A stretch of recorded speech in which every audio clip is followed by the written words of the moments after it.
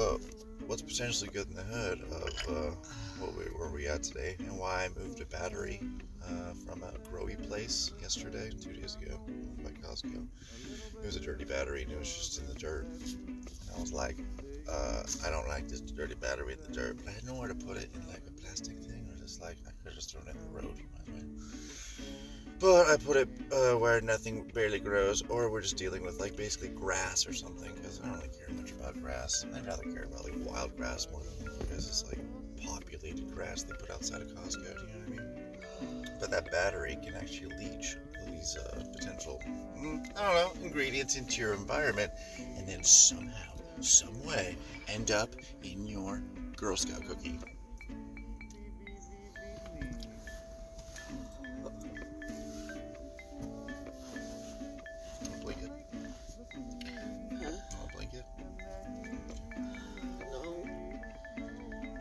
Just need to sit for a minute.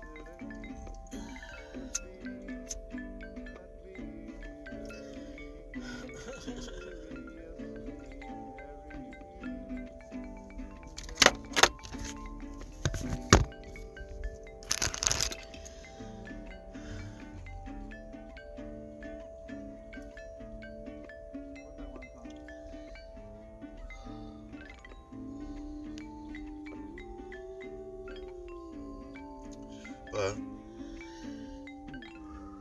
the Girl Scout of America are being sued for $5 million,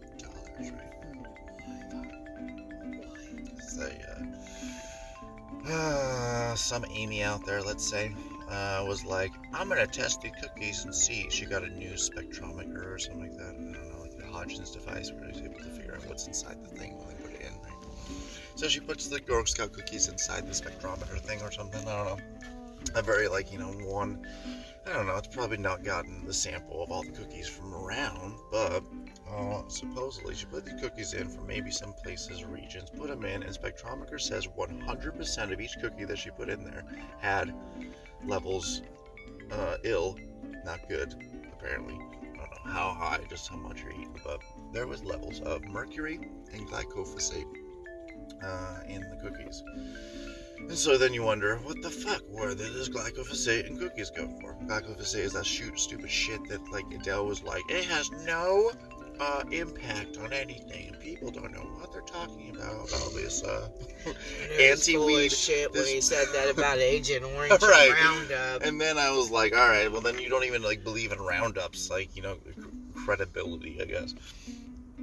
I'm sorry, that one really pissed me off. He knew it too. He knew that I lost a lot of respect for him. I said, well, you can believe what you fucking want, but I know my dad and my Uncle Don died from it. Nothing you say will change my mind on that. That's right. He kind of looked, it was the first time I talked shit to him. Mel, all day long, I'd be sarcastic and flip it. Well, not the whole time. After she lied about me with the shirt, that's when I just said, fuck it, I ain't even trying anymore. So now we're back to this huge major thing of only 3 major points that Dell was actually standing on, and he really wanted to talk about glyphosate most of the day, weirdly enough. He made this glyphosate. That he likes to talk about. It is now inside the cookies. Whoa, it really changed. It really did, until 1 a.m. Right. Look at the percentages, that's what But now we have to ask ourselves, are we okay with the amount of stuff in the cookies? And then are you gonna still feed your kids the cookies? And this is the first year to do it, but I don't know if they've actually, had a smart Amy out there putting shit in the spectrometer and then being like, oh, by the way, all the shit we eat, and then they really is full of this stuff. And then I gotta do this real quick. Do not eat the Girl Scout cookies. Well, that's what it's. No. It's up for debate. Like Janelle was saying something about them the other day. I don't want her eating them, and then she gets all that fucking mercury thinking she's just cheating with sugar and she's pregnant. Because right now it's a huge It could thing. kill her baby. Hey, Mom, did If you it's see true. the Girl Scout cookies being sold? And that means she probably got some, so don't fucking eat them. Give them to Jay. But that's what's at stake. Is like mommies out there eating themselves cookies of smaller version because apparently they're smaller. Oh, they're way smaller. Even the boxes that they sell in are smaller. And it's not defacing completely this thing. I'm just reporting the news as we're finding it, and it's a big conditional. And then we kind of learn about overall what is actually in our products, because that's what the release statements from the Girl Scout cookies said, is that this stuff is present in pretty much every line of, and it's just a kind of an unfortunate happening with all products that we pretty much eat. And you could probably test a McDonald's sandwich and probably find the similar levels of this stuff from the soil. And it's from the soil. It's getting ready to be changed because Trump's making sure of that. That's the question. Because, like, if this is so high and we don't want to give our pregnant ladies this grandpa's Girl reaction Scout when he sees cookies, his wife after then being they're going to apart have for to just choose a different pesticide completely. And actually, this whole glyphosate versus non-glyphosate argument hopefully will come to a hush. But can we put Splenda in our soil to be splendid? I don't know, but apparently it's killing us more than actually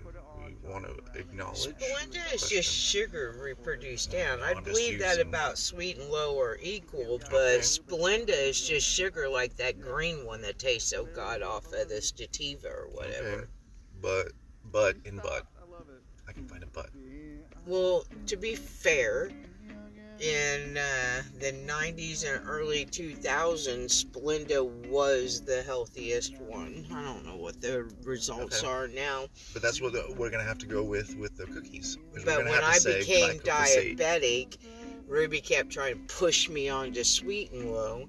And the doctor that I was going up to see for nutrition and to help me with my diabetes, he straight up told me that's the worst one. Sweet and Low is absolutely the worst. And then he brought out papers to show me the studies and told me he wanted me to do Stativa. That's why I remember that name so well. He kept pushing me towards it. Stevia. Whatever. It tasted like shit. The second best one was Splenda, and I could do that. The equal I could do too, but it was as bad as Sweet and Low almost. These are huge topics. Huge. Do you know, even after I showed Ruby, wait, let me just say this. After I showed Ruby what that doctor showed me and showed me that Sweet and Low is actually the worst one of all, she continued to use it because she liked the taste. Did you want to die early? Well, she did, so I guess so. Because I think she had a death wish. Oh, I know she did. I think there's... I've analyzed this. Not Ruby. before Stevie came out and ripped her off and beat her up did she have the death wish, but after that happened, she just didn't give a shit anymore. Red 5 when that happened.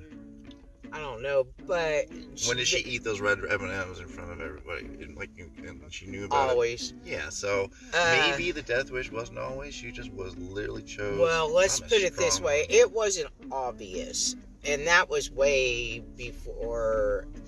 She kept the Sweet and Low way before the shit Stevie did his shit. But what I'm saying is that, I don't think Ruby did before. I think it was after. You could see it in her. Like, even the kids could see it. 10 days is priceless. Whoa! She got sicker once she kept on... She didn't give a shit. Jason was trying to... Like, I came back and I took care of her, and Jason and stuff, but she just didn't give a shit. Like, I don't know how to explain it. Even Jason looked at me and he goes, she ain't gonna be with us much longer, is she, Mom? I said, probably not. Her heart's broken. She loves Stevie like most women love their partners. He looked at me and goes, no, I don't love you like that. I'm not going to lay down and die for you. I would be very sad and shit. I would kill whoever hurt you. But no, just because you betrayed me didn't make me want to lay down and die. That's Ruby, not me. Well, it hurt on his face was pretty evident, but I ain't going to lie, just blow smoke up his ass. He already did to me what Stevie did to her. He ain't big enough to whoop my ass, but other than that, you've stole from me, No, I don't want to lay down and die because you're a disappointment. I straight up said that to his face.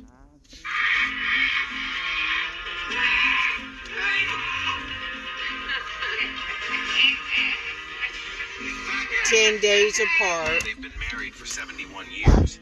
This is the longest they've ever been apart, and it's a 10 beautiful days. reunion. This grandpa's reaction when he sees his wife after being apart for just 10 days is priceless. Somebody to see you.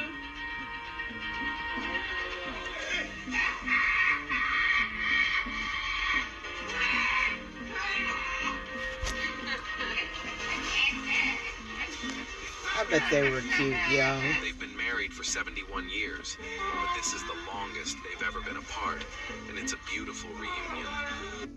This grandpa... We're Navajos. We don't even touch the dead. We don't touch their bodies or belongings because the spirit clings there. So that...